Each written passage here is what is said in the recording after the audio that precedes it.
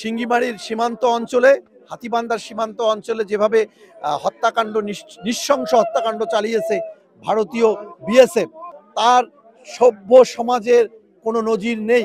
একটি সাধারণ ছেলেকে হত্যা করেছে, শুধু হত্যা করে ক্ষান্ত হয়নি, তাকে অত্যাচার করেছে, তাকে বুট জুতো দিয়ে অত্যাচার করেছে, তাকে রাইফেলের বাট দিয়ে অত্যাচার করেছে।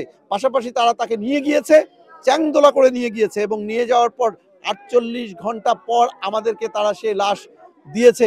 অনেক টালবাহানার পর যা দিয়েছে, আমরা আজকে তাকে দাপন করব। পাশাপাশি হাতীবান্ধার এবং বাংলাদেশের সাধারণ জনগণ এই হত্যাকাণ্ডের তীব্র নিন্দা জানায়। পাশাপাশি এর সুষ্ঠু বিচার চাই আমরা।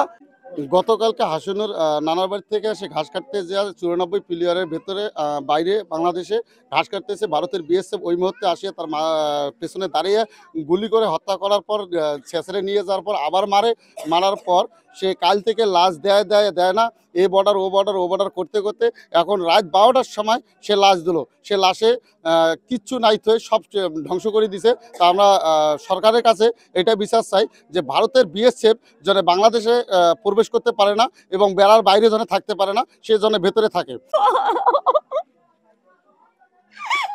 ওরা এভাবে আমাদেরকে নির্যাতন করে,